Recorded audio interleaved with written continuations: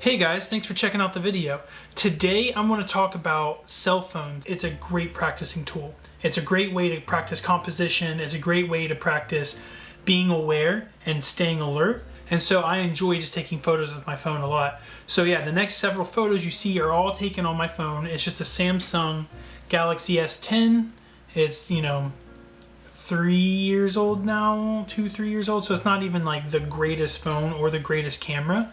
It just gets the job done. So the first ones up are these two photos that I was at work. I stepped out back, and while I was getting ready to leave, I just looked over and happened to see these birds. And I thought to myself, man, I wish I had my camera. And then went, oh wait, I got my phone. And I pulled it out and I just took a couple shots of them right there. And it just so happened that as I was shooting, they started to fly away. It kind of goes well together as a pair. You have them just chilling, then you have them not chilling. As you see in the second photo, as they're flying away, you'll notice that they're blurry and they're not super in focus, even though everything else is in focus, no settings changed. The issue is with cell phones, typically it's on an auto exposure.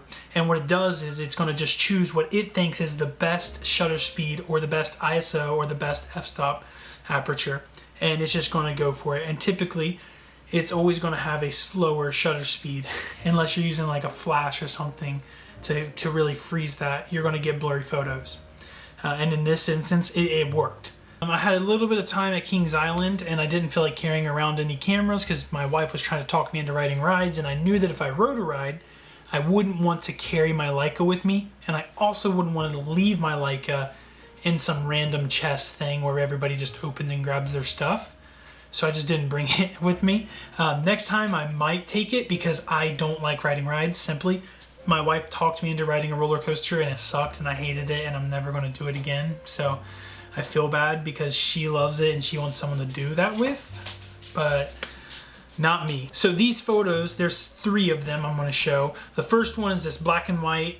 There's a fence line and it's coming down. I actually stood there for about 5 to 10 minutes waiting for this roller coaster to come around, and just so I could get this shot. And I finally got it and I was super excited. And again, it's just on a cell phone. It was the composition that I cared about. That's what I really enjoyed. And that is my dog back there throwing a little bit of a fit because he wants to go out. While my wife was on the ride, I was waiting for it, and I saw just past this fence line, this other roller coaster, and I kind of just waited until I saw it and the coaster itself actually coming up the hill and snapped the photo. I had plenty of time to wait around, so I just made the best of my time, and all I had was my cell phone. Again, convenient. And again, what really matters in a lot of these photos is composition, story, and color. The whole reason for going this day was roller coasters, so I wanted to get shots of roller coasters. When my wife was trying to ride another ride, again, I just kind of stood around and I snapped this photo of the roller coaster.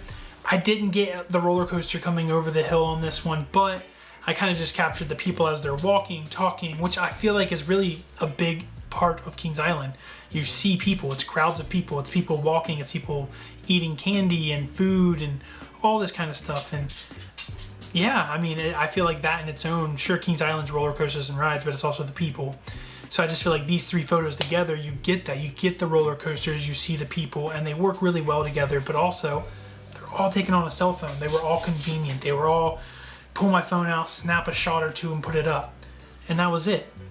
And realistically, if you're trying to take photos in public places and you're carrying around a bigger camera like a DSLR or a mirrorless, or you're even carrying around like my Leica Q, which is not a big camera, it is kind of closer to a film camera, you're not going to get stared at as much. People aren't going to look at you and go, what is he doing? It's a little more natural to take photos with a cell phone. To most people, it's a little more natural looking. And so it just kind of, it's easier, You're taking photos and people don't question it. Whereas I pull my Leica out and I start to take a photo and somebody just looks at me and they go, what are you taking a photo of? Or what are you doing? And it's like, oh, dude, crap, you caught me kind of thing.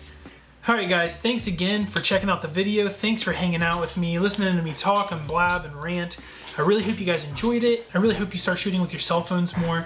Just practice composition. You don't have to get anything great. You just gotta enjoy your time. If you want me to make a video where I talk more about composition, I can definitely do that, and I can show you some of my favorite compositions of my own photos or even other people's photos. Some things that I see and I go, dang man, I wish I composed that. Thanks again guys for checking this out and being a part and helping me along the way. I really hope you guys enjoyed the video. I'll see you guys next time.